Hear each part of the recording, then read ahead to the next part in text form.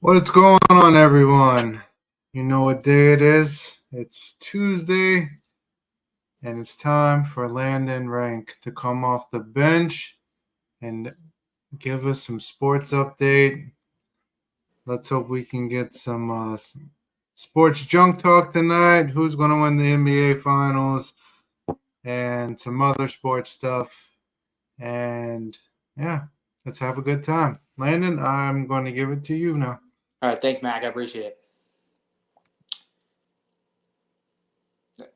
Well, welcome into the show, everyone. Happy Tuesday. When you guys will be hearing this show, it will obviously be June 11th. I hope you guys got to check out our show last week. Our first Coming Off the Bench podcast aired last week here on the Block 105 radio and on now the SoCal radio. So great to have them join us today. We got a lot of news to talk about, ladies and gentlemen. Today in the show, we have my NBA Finals picks. We have my Stanley Cup Finals picks. We got some NFL news. We got some NBA Combine news.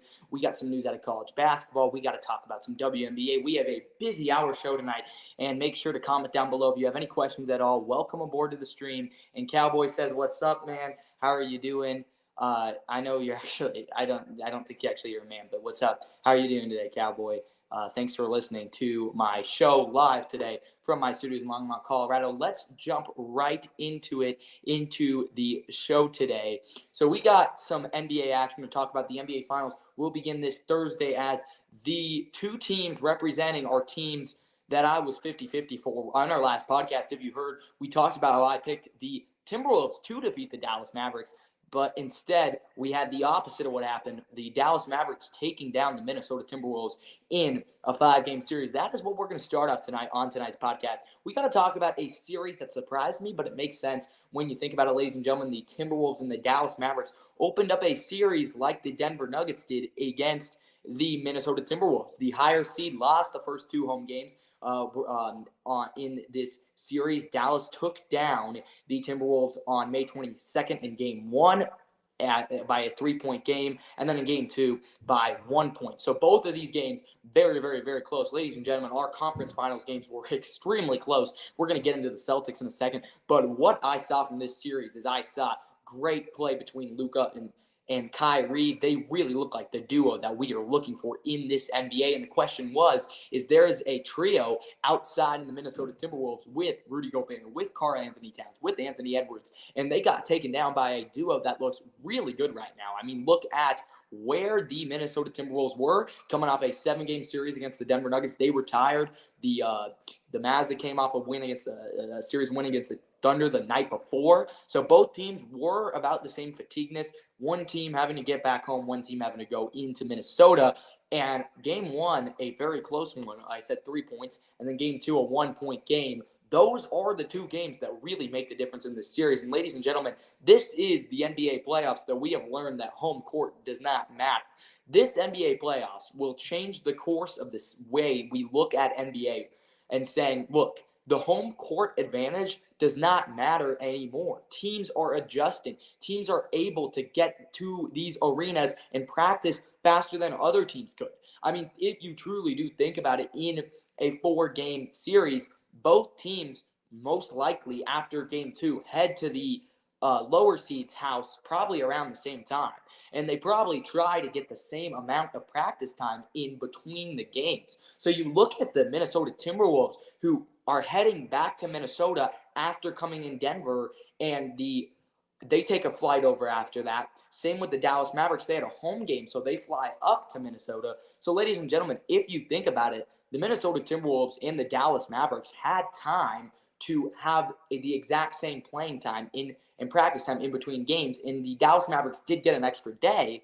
Obviously, they did not know on Sunday where they were flying to, so they probably did not arrive in Minnesota till at least Monday, because Game 1 was on Wednesday. So they probably didn't at least arrive until Monday or Tuesday back in Minnesota when the Mavericks were ready to go, and they must have got a lot of practice time because those games were close. Game 1, Game 2, tough to see the Timberwolves lose. We thought ourselves, hey, 2-0, it always can be made a comeback from. We see a lot of 2-0 comebacks. Game 3, though, another heartbreaking loss. Mavericks come in on their home court and kind of just sweep it up a little bit, a 116-107 win in that Game 3. And that's really where I think, once the Mavericks get up 3-0, everybody looks around and they look at themselves and they go, oh, shoot, there it is. when you can't physically say the series is over, but one way to say is 3-0, the series is over. I'm sorry, like when you get into a 3-0 situation, it's safe to say the series is almost practically over. I mean, we saw the Celtics try to get a 3-0 out of the Heat last year and just got exhausted trying to win 4 straight. But then Tuesday, instead of we see a sweep, the Minnesota Timberwolves get a 105-100 win. And ladies and gentlemen, no team won any of these games in this series. And this is the funny thing about this series is no team won between games 1 and 4 by more than 10 points. We had a 9-point win in game 3 for the T-Wolves, but Minnesota took a lot of momentum, and now, hey, it's a 3-1 series, and you are getting to go back home. This is the difference, is that if you're the away team and you get down 2-0 and then you get down 3-0 and you have to win that home game for game 4, you still have to go on the road for game 5, and that's what I think was to the Timberwolves' advantage, that, hey, they can maybe take this to 6 and take some momentum through game 6 and try to send it back to Game 7 for home, but the Dallas Mavericks said to ourselves, nope, there's a reason why 3-0 teams have never won. Teams got down 0-3 have never came back in the NBA. And there's a reason why. We see it right here. Dallas Mavericks trounced the Minnesota Timberwolves by 21. They break our little 10-point deficit streaks that we were going on. And this game in the Target Center themselves, and Minnesota fans just absolutely devastated. Let's look at some of the box scores. Luka Doncic, the leading scorer with 36 points. Karl-Anthony Towns with 28 for the T-Wolves. And just like that, the Dallas Mavericks are heading to the NBA Finals. Unlike my pick, it makes me sad to see, though, me getting a pick wrong. But on the other hand, I did get a pick right. The Boston Celtics took down the Indiana Pacers in a sweep. I know AJ would like me to hear that. A sweet sweep for the Celtics. And this is a very underestimated sweep, ladies and gentlemen. The Indiana Pacers were one of the best home teams this NBA playoffs. The Boston Celtics came in and took 3 devastating games in Indiana by the same amount of points. And the same amount of points differential was scored between these 2 games. We're going to get into that. We got to recap the series first. This series opened up on Tuesday, May 21st, a day after we made our podcast, with a OT Celtics 5-point win. This was a great game. I was really proud of the Pacers for coming into TD Garden and almost like winning that game. I mean, I think we all thought this could be another 2-0 series that goes into 7, goes into 6. I thought it was going to be a 5-6 game series. The Pacers were very tired, ladies and gentlemen. They had gone and had multiple series now, a 6-game series against the Bucks, a 7-game series against the Pacers, whereas the Celtics, they had gone 2 5-game series so far throughout the playoffs. So a nice 5-point win, and then the Celtics kind of just have a really great game 2. They win by 16 back at TD Garden. They get that 2-0 advantage. Obviously now they take 2-0 into Indiana, but then this is where we all thought, like the New York series where the Knicks got up 2-0 against the Pacers. Now on Saturday, May 25th, we had game 3, and this was just a heartbreaking game for an Indiana Pacers fan. Pacers had a chance to win the game down by 1. Then the Celtics get a steal foul. They win 114-111. And I think that game was really the moment that we looked at this series and we said, wow, it's over. I mean, it's 3-0, and we see it with the Mavs series. It's 3-0. I mean, sometimes it gets taken to 5-6 games, but 3-0 is so hard to win 4 straight games in a series. And here's the thing is that when you can win 4 straight games like the Celtics did, that's amazing. But when you get up 3-0, it's so hard to come back. And then on Memorial Day, a heartbreaking game 4 loss for the Pacers, 105-102. And that, my friends, is how the Celtics get a clean sweep into the playoffs. But ladies and gentlemen, the main question is we have seen so much confusion within the NBA playoffs. You would think now a team that swept, a team that went 5-5-4 would be able to easily clear a playoff team like the Dallas Mavericks that went 7-6-5. So you would clearly see that is the answer that the Boston Celtics are going to win. But ladies and gentlemen, this NBA Finals has been confusion. It's been so confusing. We saw the Dallas Mavericks take down a Minnesota Timberwolves team. We saw the Pacers take down 2, 2, and 3 seeds. We have seen so much confusion, and this is why it makes myself ask, does home court advantage even matter in this series? Who are we looking at? And my answer is heck no. These are probably the 2 teams in the NBA playoffs that really their home courts don't matter as much to them as other teams do. I mean, with this NBA Finals matchup between the Mavericks and the Celtics, I want to give you an example here.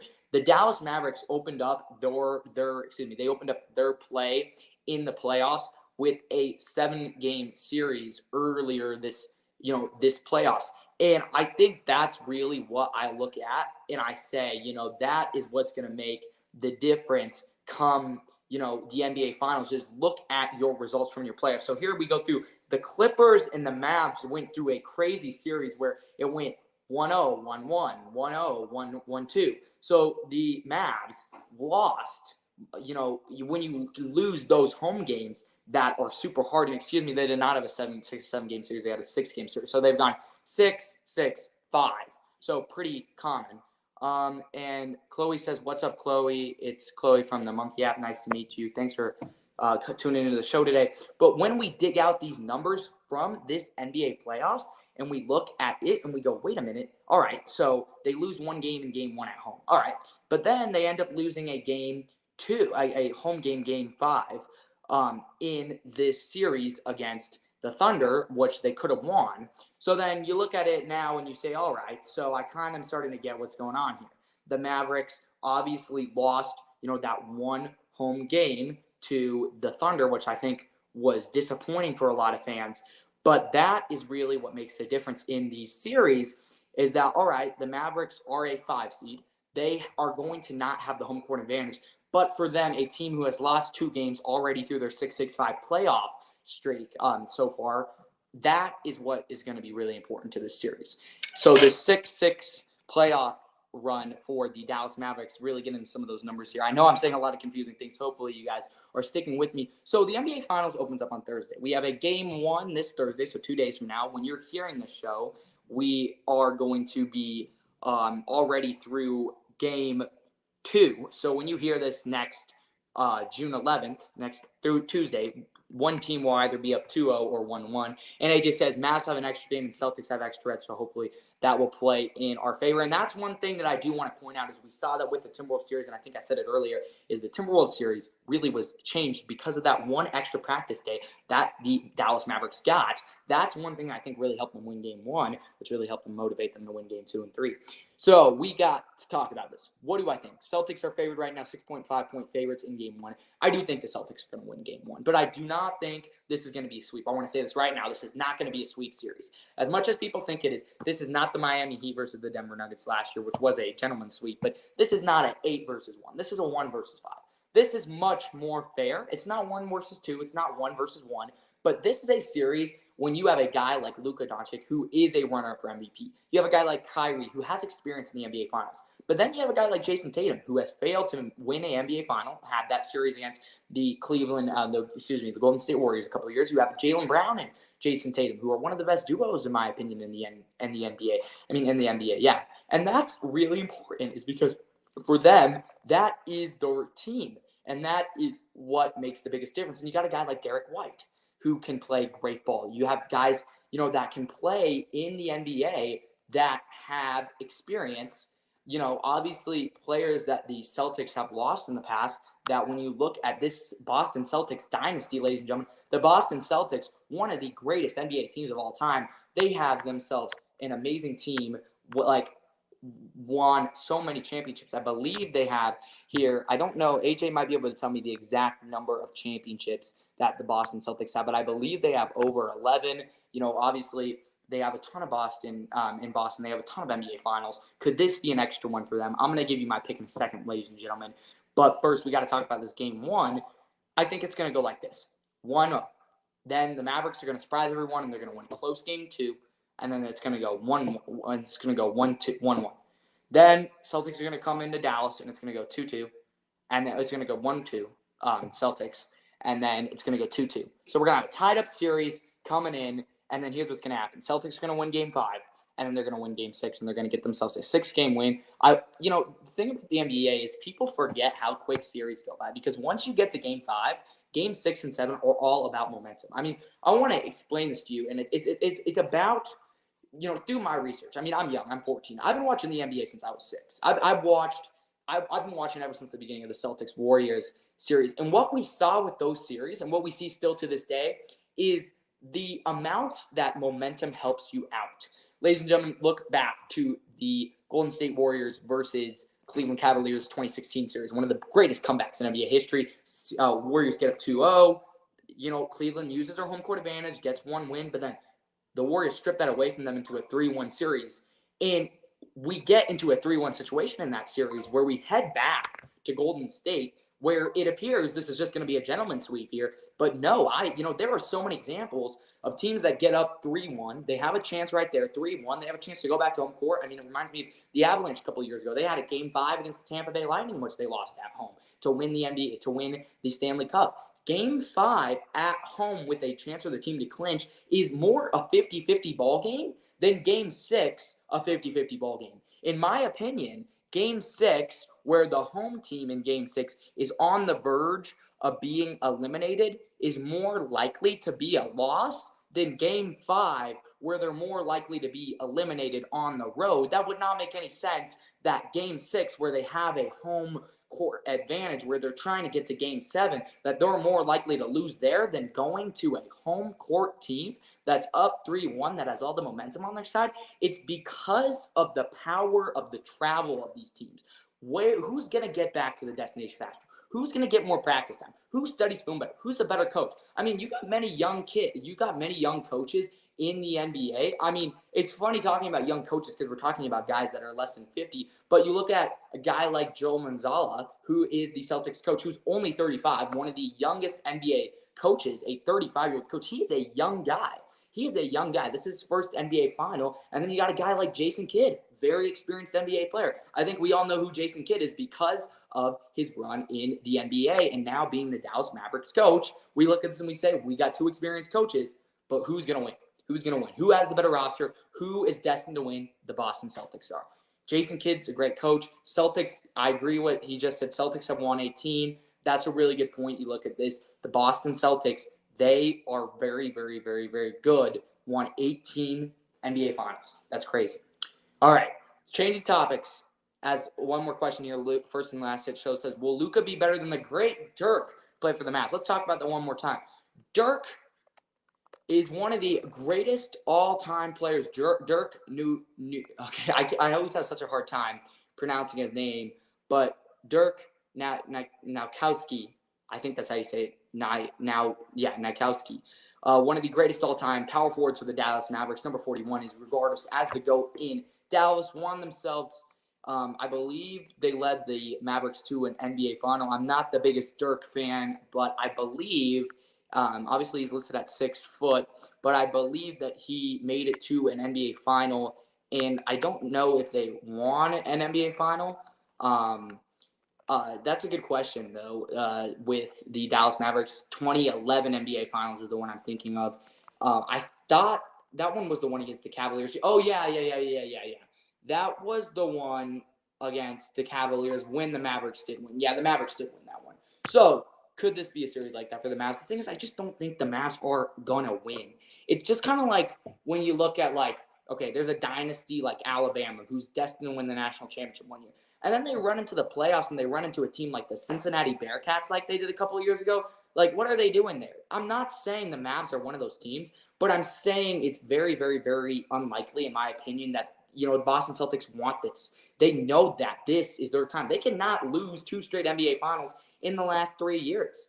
And obviously losing last year to the Heat in the NBA in the Eastern Conference Finals, that hurts. So that is very important. But ladies and gentlemen, I'm going to be talking to you on Tuesday, and I think the series is going to be 1-1 on Tuesday. So judge me next week. Do we have a 1-1 series? Are we going into a 2-0 series, 0-2 series, or a 1-1 series? Comment down below where you think we'll be when this podcast airs next Tuesday. And if I'm right, I'm a genius. But I think I sometimes feel like that too. All right, NHL. We got to just talk a couple minutes quickly about NHL. And NHL is going to be a big topic tonight because I love NHL. I love my Colorado Avalanche. They did not make it to the Stanley Cup Finals, but the Edmonton Oilers did. That one surprised me. At the end, the Stanley Cup Finals will start this Saturday. Oilers won a 2-1 game to get a 4-2 series win against the Dallas Stars, a team that I think played very good, beating the Colorado Avalanche in 6 games themselves. We saw the Florida Panthers win a series 4-2 themselves and a 2-1 win themselves against the New York Rangers. Now, the Panthers do not surprise me that they made it to the Stanley Cup Finals. I forget, but I think I said on my show last time I thought it was going to be Panthers Stars in the Stanley Cup Final, and I was pretty damn close with that. I didn't know if the Stars could pull it off. The Oilers really do surprise me that they made it to the Stanley Cup Finals. Oilers and the Panthers. Panthers are going to have the first home court advantage for the first 2 games, or home ice advantage, as they say in hockey. So that really is going to be exciting for me to see about who gets the first couple wins in this series. And I'm really excited to see this. Obviously, Connor David, one of the GOATs right now in the NHL, 132 points this year, 32 goals scored, alongside with the Panthers' Sam Reinhart, who's been amazing, 94 goals, not 57 goals, 94 points this year. Now, ladies and gentlemen, I'm going to watch the NBA Finals more than I watch the Stanley Cup playoffs. I'll try to watch the Stanley Cup Finals, all the games. You know what? I'm going to make this one quick. I truly think the Panthers have been really good this year. I know they just had a 4-2 series against the New York Rangers. I know the Florida Panthers had it, but I just feel like they're destined to win. I see a gentleman sweep in this series. I see a tired Oilers team. I mean, the Oilers, let's give them some credit for making it here. I'm not leaving them out, but I feel like, and judge me next week, because next week we'll have, I believe, by the time this show airs, we'll have 1 game. And we might be on game 2 that night. So I think it's going to be 1-0 Panthers next week when I talk to you. So when you hear my voice next week, is it 1-0 Panthers? What is it? I think it's going to be 1-0 Panthers. But looking at this here, a gentleman's sweep. They opened up against the Tampa Bay Lightning for the Panthers. And then they had a series against the Bruins, which went 4-2, and then another 4-2 series. So they've gone 5-6-6. I think this is going to be 5-6-6-5. You just have to have the arithmetic. It's going to go 5-6-6-5, and the pattern off. Florida Panthers, your 2024 NHL champions. Boston Celtics, your 2024 NBA champions, in my opinion. Well, ladies and gentlemen, we have some hot takes to get to in a couple minutes. After our commercial break in about 8 minutes, we got to talk some NBA action. We got to talk about what the heck is going on with Caitlin Clark and her struggles with her team opening up the year 2-9 in the season. But ladies and gentlemen, how about tonight? We have got ourselves some interesting NBA combine news, and very interesting about the Bronny James stuff. Bronny James, people say, could be a first round, a second round pick, but one thing we know is, are they telling the truth about this guy? A freshman out of USC, entered the transfer portal and also entered the NBA draft at the ending of the season, only averaging 4 points per game. LeBron has kind of gone everywhere about where Bronny's going. It's been very, very, very hard to understand where Bronny is going to head. But what I will tell you right now is Bronny James is lying, I'm sorry about my camera being flipped. Bronny James has been lying about his height even. He was listed at 6'4" at USC, but they exposed him at the combine. And they're saying right now that the Lakers are going to try to push LeBron James, to make major moves here. And that's what I think is going to happen. I think the Lakers aren't going to baby LeBron James. I think the Lakers are big enough to say to themselves, and I'm sorry about my camera, I'm going to try to fix this. I don't think the Lakers are stupid enough to say to themselves, okay, LeBron James, I don't think they're dumb enough to be like, LeBron James, we're just going to do whatever you want. We're going to draft your son who averaged 4 points per game as a freshman just for you. I don't think the Lakers, who I know are an amazing dynasty, would do that. But it's going to be very, very, very interesting.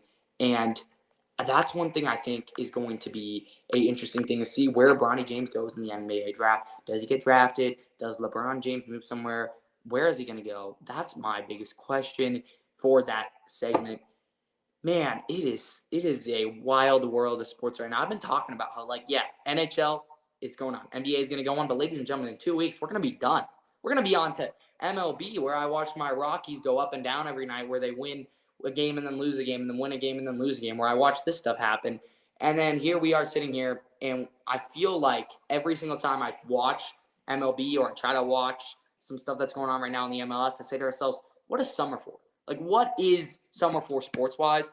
And it's truly for the fact that once mid-June comes around and we got MLB and NHL, it's time to be outside. I mean, MLB and MLS, it's time to be outside. There's no more indoor sports. No more basketball. No more NHL. We're done with that now. No more indoor sports. There's no reason to sit inside. Enjoy the summer.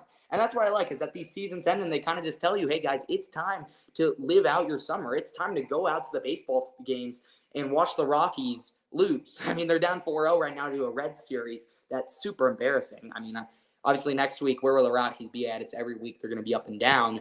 But it's time, ladies and gentlemen, to enjoy your summer. I mean, who knows? Every single summer could be our last. Live out your life and live your life to the fullest between your summers. And that's why this summer is super important. It's going to be hot out. It's going to be a great summer to do great things. And before we get on to our commercial break, ladies and gentlemen, I just want you guys to know, ask any questions down below in the chat.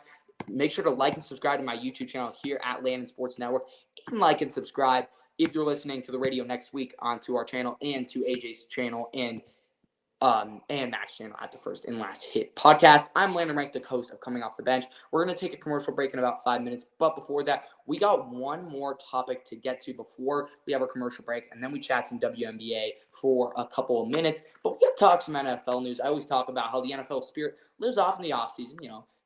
Patrick Mahomes, this offseason has been the offseason of the kickers. We saw Christian McCaffrey getting a 2-year, $38 million extension, so getting paid $19 million per year. Congratulations to C-Mac. I just want to first say he deserves all of that money. I think Christian McCaffrey is a wonderful running back, and I think that he deserves every single one of those $1 million he gets to play for the San Francisco 49ers. And I think this is a bold move by the 49ers to go into the offseason and say, hey, we are not letting go of C-Mac. We are ready to continue to work and to play as a team. And I really apologize about my camera. I got to get this fixed here. My camera keeps going up and down. But I think that's really important, is that the Denver Broncos, a team who has a quarterback in Bo Nix, they signed him to a rookie contract. I think last time on the show we talked about Bo Nix a little bit. Make sure, though, to comment down below any questions you have. I really want to open up the chat tonight to anyone who's watching. Ask your sports questions. I'm here to talk about whatever you want. I'm always here for you guys to talk about whatever you want. Again, we're going to have a commercial break in a couple minutes, but I just want to finish off. I do think C-Mac deserves that contract extension. I do think Christian McCaffrey has done wonderful things for the 49ers. They wouldn't have gotten to the Super Bowl. They wouldn't have gotten to the NFC Championship without him these last couple of years. So I think C-Mac, very good pickup from the Carolina Panthers. This NFL season is going to be amazing, ladies and gentlemen. I can't wait. Later on in the show, later on in this month, we'll give a NFL season predictions about all the NFL records, which is so much fun to look back on at the end of the season, about who we underestimated to make it to the playoffs, who we thought would make it to the playoffs and didn't. It's so much fun, ladies and gentlemen, and it's a lot of fun to do that. So always predicting the world of sports, which is a crazy world, is great to do. And that's just really important, is that, every day a new thing can happen in sports. We could see a sweep from a team that wasn't supposed to sweep. We could see wonderful things happen in sports. We could see normal things happen, but the world of sports is amazing in what it does, ladies and gentlemen. So again, comment down below any extra comments we got. We're going to take a commercial break here in a second, and then we will go off and talk some WNBA, because we got a lot to talk about. And I want you guys to make sure you comment in and ask questions about that. We also, later on the show today, we'll talk a little bit of U.S. women's soccer, and that is going to be a huge thing that is going on right now, as we have some U.S. women's soccer.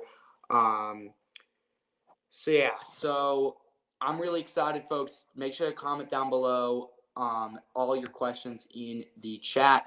I'm Landon Rank, the host of the Coming Off the Bench podcast. We're going to take a commercial break, and when we come back, we got some WNBA talk to talk about. We got a lot of stuff to talk about here on Coming Off the Bench podcast. Again, shout out to our friends at the Block 105 Radio and the SoCal Radio for hosting us. Hopefully, when you guys are listening on June 11th, all my predictions are right. So hopefully you guys hopefully I'm right, because I remember listening to my podcast last week and I was like, am I right or am I wrong? And made some bold predictions, but yeah. So thank you, ladies and gentlemen. We're going to take a quick commercial break, and we'll be right back. You're watching Coming Off the Bench podcast with Landon Rank.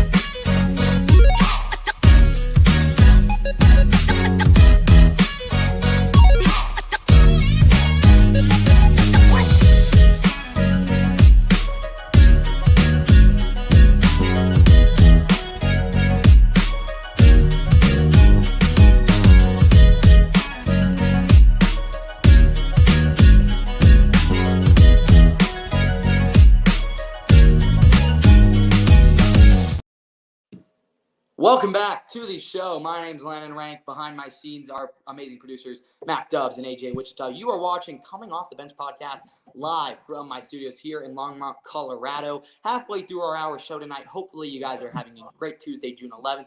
As I'm recording, it's June 4th today. So I try to be a time traveler. I try to be a future predictor, but I do my best, ladies and gentlemen, one of the best in the business.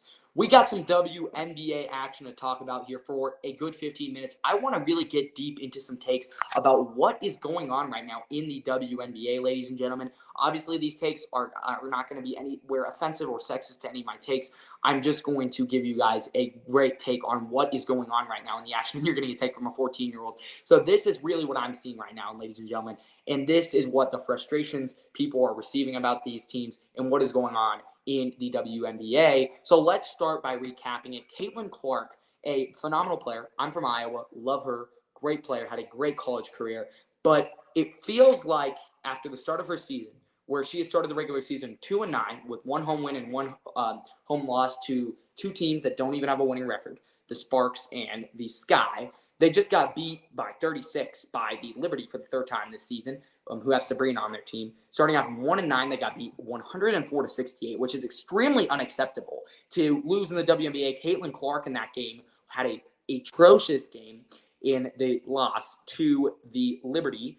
And that is just so unacceptable to lose to a team by, I don't care if you're 2-9, but don't go and get your, whipped by 36 when you have a star like Caitlin Clark on your team. And this is the saddest part. I'm looking at the box score here. Caitlin Clark in this game against the Liberty, and the Liberty are a great team. I want to make that very clear. They're probably one of the best teams in the WNBA alongside with the Sun, who they're 7-2. Caitlin Clark was 1 from 10 from 3, 1 from 7 from the 3-point, 1 from 7 from the 3-point arc, 1 from 10 from field goals. She had 3 total points. She had 5 total assists, 2 total steals.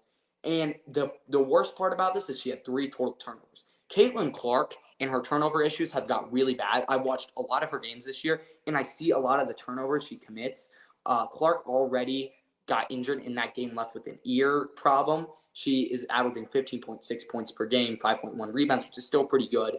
And the turnovers, though, is pretty bad. And obviously, they do not put her turnovers in her regular season stats. Actually, they might here within the regular season. So far this year here, if we look at her regular season averages, she commits 5.4 turnovers per game. That is unacceptable. 5.4 turnovers. She has over 59 committed turnovers within these 11 games this year.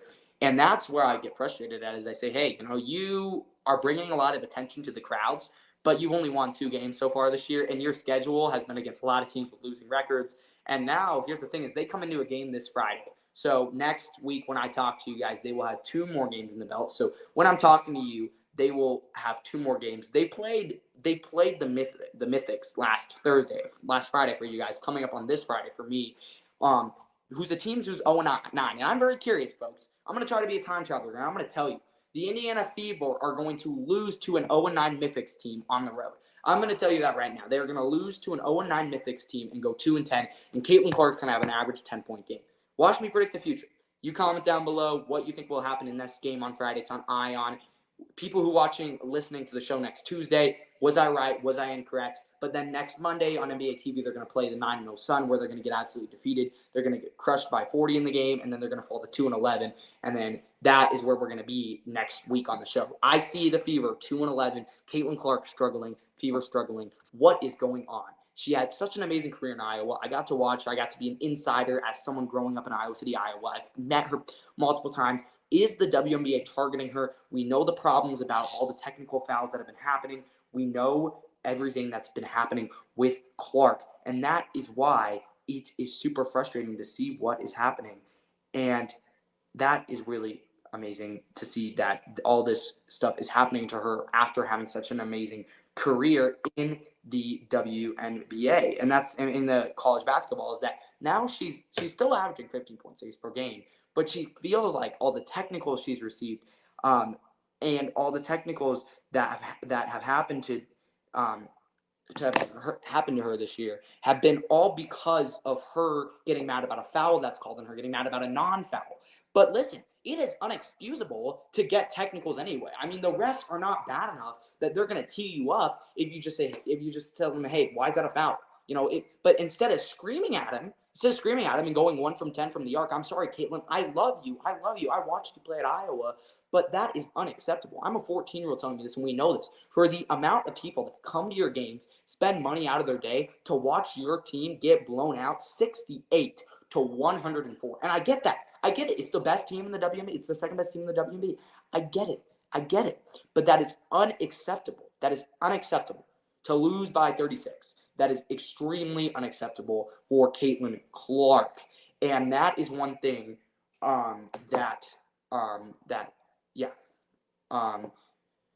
So comment down below what your take on Caitlin Clark is, because I'm very disappointed to see the start of the season. Can the Fever turn it around?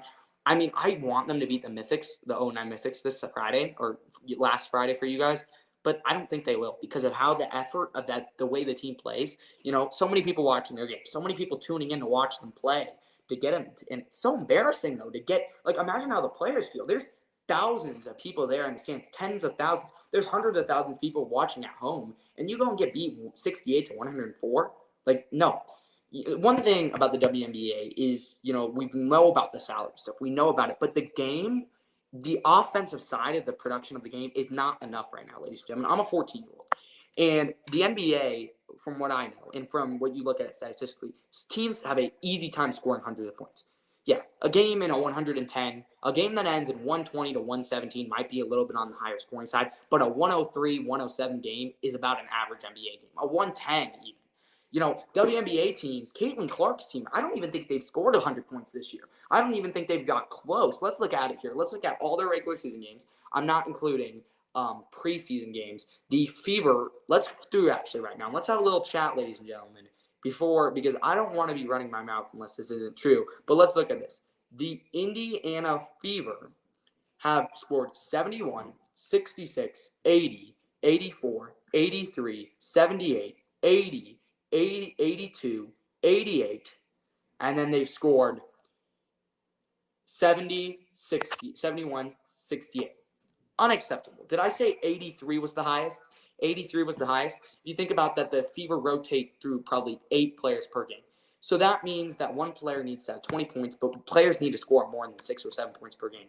And you look at that and you say, all right, guys, let's calm down. They've started the season. I'm sorry. They've started the season. I'm sorry. They've disappointed my expectations, 2-9. They've lost to a lot of teams that they probably should not have lost to. But where do the Fever step in and say, all right, guys, this is enough? And people are asking, is Caitlin Clark being targeted? Is Caitlin Clark being targeted? Is this not the place for her? I get it. She is young in her career. This is her first, ladies and gentlemen, this is only her 12th game of her WNBA career. I'm sorry if I'm judging her, but what I see so far is very, very unacceptable from the Fever. And that it's amazing that she's their leading scorer right now. But the other thing, ladies and gentlemen, is Caitlin Clark is not the only one who needs to carry this team. Aaliyah Boston should be able to carry this team. But ladies and gentlemen, let's look at some of these stats right here. Caitlin Clark, 15.6 per game. Kelsey Mitchell behind her at 15.1. Then we have N. Smith with looks like 11.9. Aaliyah Boston with 10.4. And then after that, the rest of their players are less than 10 points per game. That is unacceptable. All right, so the rest of them goes 9.1, 5.5, 4.9. Right there, 1 through 4 average 10 points per game, over 10 points per game. That's very good. Your top 4 starters. But then your 5th one is just a little bit behind. I'll accept that. But the bench production only putting up 5.5, 4.9, 4.3, 3.5, 3.3. That is super unacceptable. That means that in games, in the minutes they're playing, because, right, Clark plays 33 minutes on average. And then you look at Mitchell, 29, 25, Boston, 27. That is unacceptable to see that. That is just extremely unacceptable. Aaliyah Boston, a first-round pick. If the Fever end up the worst team in the WNBA again this year and they're at the first pick in the draft, that's going to be really tough. But the WNBA, the Fever, the problem is that we are directing all of our attention onto the Fever, and we are calling the Fever the WNBA. They are not the WNBA. The Connecticut Sun and the Liberty are. I mean, ladies and gentlemen, look at this. I'm going to show you this right now if I look at the league. The Connecticut Sun are 9-0.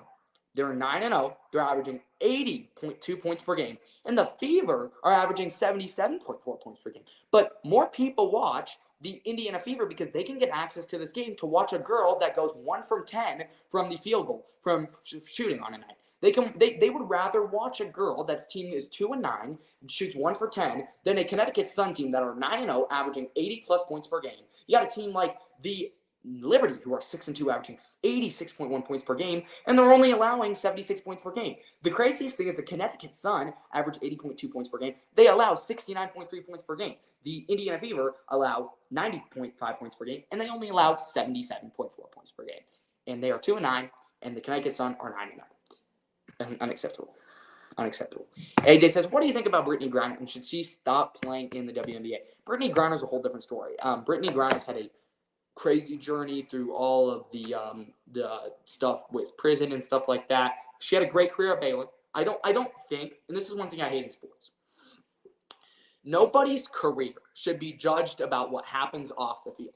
Deshaun Watson and all of those stuff that happened to him, his stats and him being a good quarterback should not be based off what happened in the legal state of this court. Brittany Griner had a great college career. She had a great WNBA career.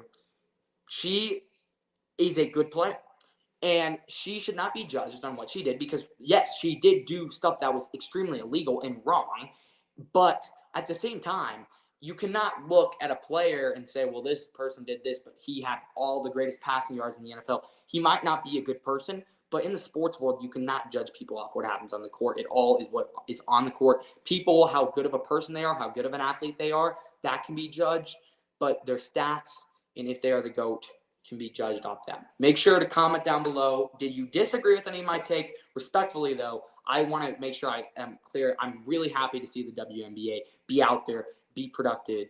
But, ladies and gentlemen, it is unacceptable that we are directing their attention at a team that's 2-9 than at a team that's at 9-0. And I did not have the stats pulled up, and I can try to pull them up right now to see, let's do that here. Quick second. Give me a quick second here. I'm going to pull up hold on, give me a second. I'm going to pull up the stats of the amount of people that watch the Indiana Fever games compared to the amount of people that watch the Connecticut Sun games. So let's look this up. My camera's going to change here for a second, but let's look this up. So Indiana Fever TV TV amount watchers in 2024. On average, the Indiana Fever, here's what I'm going to tell you right now. Hold on, I gotta look this up. The Indiana Fever, on average, have 2.1 million viewers watching their games. All right, let's look at the Connecticut Sun. The Connecticut Sun, a team that is the best team in the WNBA, 9-0, average 90 points per game, only allows 69 less points than the Indiana Fever even can score offensively. So let's look here. So let's see. The Connecticut Sun, on the other hand, amount of TV attendance is, let's see here.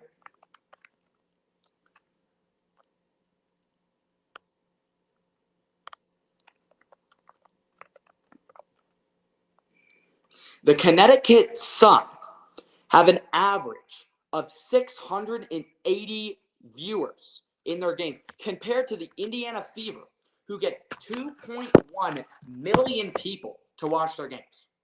That is unacceptable. That is extremely unacceptable, my friends. And looking at that and saying, hey, 68K compared to 2.1, we're watching a team that goes 2-9 for 2.1. That hurts me inside, guys. That hurts me inside to see that happen. It does. And that's one thing that I think the WNBA needs to improve on and other leagues need to improve on is, hey, it's sad. All right, let's go to our next topic, ladies and gentlemen. We got about another 10-ish minutes left in the show. Make sure to comment down any questions, like I said, you have. Make sure to like and subscribe to our channel. Shout out again to SoCal Radio and the Block 105 Radio. When you're listening to this, it will be June 11th. The world will be different than it was a week ago. But I'm a time traveler, so whoever knows. All right, let's talk a little bit about we got some other sports news to talk about. We'll go back a little bit into the NFL. The offseason with the kickers continues. Brandon McManus had alleged sexual assault complaints about behaving sexually on an airplane with female flight attendants. This news report came in last year. Last week that the alleged women on the plane that Brandon McManus was on, he was doing things like rubbing against them and making the woman feel uncomfortable. People are claiming he was under the influence of alcohol. This was on a flight to play the Baltimore Ravens internationally last year. And as a Broncos fan, Brandon McManus used to be our kicker, won a Super Bowl with us even. And we obviously saw this stuff happen with Harrison Butker, get in trouble earlier this year, or not get in trouble. I don't think what he did was wrong, but get called out. This is tough to see.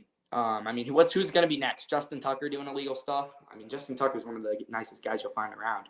But, Brandon McManus, it's sad to see this stuff. I'm not a big person that likes to talk about illegal stuff, or sexual assault stuff, but that's not acceptable to treat those people on an airplane like that. And the fact that, Brandon McManus is let's look up his age. He's older than 35-year-old guy that is just there to kick field goals. And you shouldn't be doing stuff like that. Brandon McManus himself is 32, so not older, 35. Net worth $6 million. But sad part is, with all these alleged things, the Washington Commanders cut him from their team after signing him a couple weeks ago after the Jaguars released him after a year with him. So McManus is searching for a new home. But could he even be playing as a kicker next year? Could he be in the courtroom? Where could he be at? And comment down below again if you have any questions though about the Brandon McMahon situation, because personally, that situation itself is its own problem in itself, and it's sad to see this stuff happen in the NFL because these women do not deserve to be treated like that, and it is where it's going to be, where, we see this stuff continuing to happen, and when will it stop? That's the question. Is it because these women obviously do not deserve to be treated like this? When is it all going to stop? That's the question everybody's asking. And, it's sad to see. I want to make it clear it's not right. But in this day and age, this stuff happens. In the sports world, what happens off the field is messed up. It's messed up. And it's sad to see. Well, ladies and gentlemen, we got about another 8 minutes to go on our show tonight. I want to, again, thank everybody for listening in today to the show. We got about another 7 minutes. Comment down if you have any questions. We got just some other stuff to talk about a little bit. I hope you guys enjoyed my take on the WNBA there. Just some frustration with the game, and where is it gonna be? Where is it going? It's always gonna be something different, and we're seeing some really great stuff though in the MLB world right now. MLB obviously feels like it's going downhill, but this year with all the Paul Skeens stuff, it's been great. Out there in the MLB, and I'm telling you guys, in 2 weeks, you guys are gonna wish we were back here on June 4th saying we still have NBA, we still have NHL. And we got College World Series, baby. We got to see today, or last Tuesday for you guys, the Oklahoma Sooners took on the Florida Gators, a 4 versus 2 seed in the semifinals for the Women's College World Series in a walk-off home run for the Oklahoma Sooners. Me and my friends got to watch it today, 6-5 win. Now they will take on the 1 seed Texas Longhorns in the Women's College World Series. We are still undecided about who is going to make it to the NCCA College World Series, but in a week, we will not be. So, who do I think is going to be in the World Series in a week? I'm going to just give a random guess. I'm an Iowa fan, and Iowa's already out. They get lost in their conference tournament. So, I'm now kind of sitting here like, who is going to make it? Duke's men's is still in it. That's a good point. I'm sure that's a good comment. So, let's look here. Let's look at the teams that are still around here in the NCCA men's baseball. But by the way, guys, I think the Texas Longhorns are going to lose to the Oklahoma Sooners, and they're going to get a 4-peat in the Women's College World Series. But we are now down to our regional games with 4 teams left. We got Kansas State and Virginia.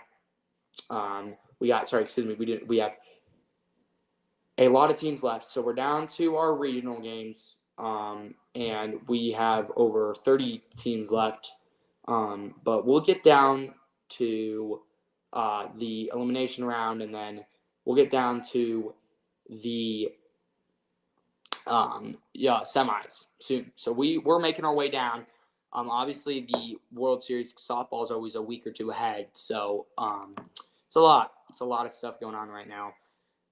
I want to give another MLB take. Watch the Rockies take 2 of 3 against both the top team in the NHL and the AL, and take 1 of 3 against the Dodgers. I'm very impressed to see how the Phillies are playing right now, and the Guardians continuing to build win streaks. I like to see the Guardians get out and be active. I think it's good for the Guardians that they're playing well in games, and in a week from now, I think we're still going to basically kind of be at the same place where we're at. But I mean, where the MLB is at right now, I talked about it earlier a little bit about how the viewer points from it is not at the best spot, but it's also not at the worst spot. Watching my Rockies right now. So last week the Rockies took on the Reds. They were down here in the bottom of the 5th with 2 outs, 4-0. So things are gonna be things.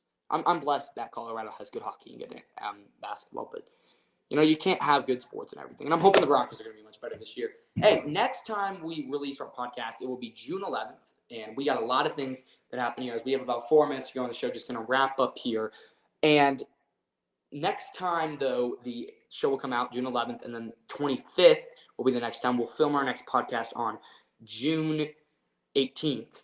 So that will be fun. We'll have a lot different stuff on June 18th. We'll probably have a crowned NBA championship next time we film. We'll probably have a crowned Stanley Cup final. We'll have a lot of different stuff. Maybe the Rockies will have gone on a 13 game winning streak by then and get close to 500. No, just a fan's wish. Just a fan's wish. Every week, though, got to get better. And that's the thing about sports is, the season's long. You got so much time to change your season around, and it just really depends on where do you want to be. Are you a team that, hey, we suck? You're like, oh, we suck. We're not going to ever be good. Or are you an optimistic fan? That's a lot of stuff that's happening. Well, I'm an Iowa fan. I want to say one more thing. We're going to quickly recap news around the sports. Iowa star Peyton Sandfort decided to remove his name from the NBA draft and come back for a 4th year at the University of Iowa. And I thought that was a very good pick on his point to come back to Iowa, be one of the best in the Big Ten, and give this Iowa program a lot of optimism coming into 2024. Obviously, you guys probably don't care about the Hawkeyes as much as I do. Don't want to bore you with that too much. We also, look at that news, and that was pretty big in the wide world of sports. Looking around here at some of the news. This Tuesday for me, U.S. women in the Women's International Friendly beat South Korea. Great game about that. And the UConn coach got extended. UConn coach Gino Armina got a 5-year extension. Good for him. Love to see coaches get contract extensions. They always deserve it. And that was really cool to see him get it, especially as a man in women's college basketball. Very, very, very exciting for him. Let's look at some of the other news. We're looking over at Oklahoma's Women's World Series bid. We had U.S. Women's Soccer. U.S. Women will go again next Saturday. So that's great to see. But you know what? Good thing that, the sports world is living on right now, because in 2 weeks, we're not going to be living on as much.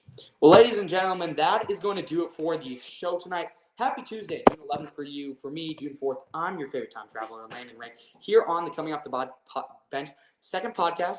Each one's going to get better. I think tonight's was better than last time's. I hope you enjoyed the show. We're going to have some quick sponsors after this. I will be off, though, for tonight. And I want to thank everybody for watching. Remember, our tagline here on the show is sports. It's not, and you know what? I'm going to say it proudly.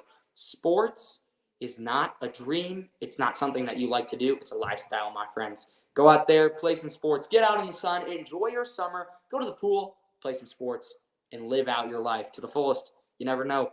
Could be your last summer, but you probably have a lot more to come. But enjoy this one. Thanks so much for listening to the show. Thanks so much for my boys, AJ Wichita and Mac Dubs, back producing in the studios. We'll see you next Tuesday when this podcast airs, and then the next 2 weeks from then on June 25th. I hope you enjoyed the show. We'll see you next time on the show. And shout out to SoCal Radio and the Block 105 for hosting us. We'll see you next time. So long.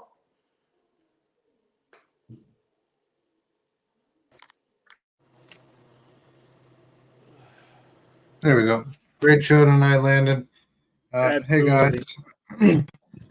Thanks for listening to Coming Off the Bench podcast with Landon Rank. This dude is phenomenal. Please check him out every other Tuesday on SoCal Radio and the Block 105 and here on the First and Last Hit. Now, tonight, before we get into sponsors, I do want to say me and AJ came up with something last week. And since, Landon, you are a part of our family, please come back on if you haven't gone away. We would like to see if he's there. And if you're there, oh, there you go.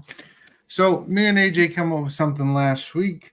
And AJ, it was the giveaway. It was my what? The giveaway.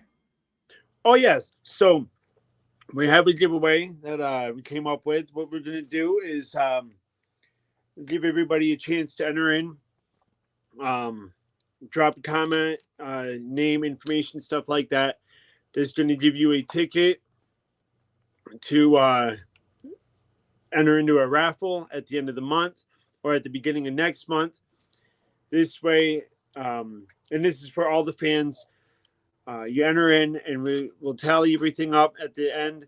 And then the drawing is going to give one of our lucky fans a piece of memorabilia, autograph, something from us that's been on the show.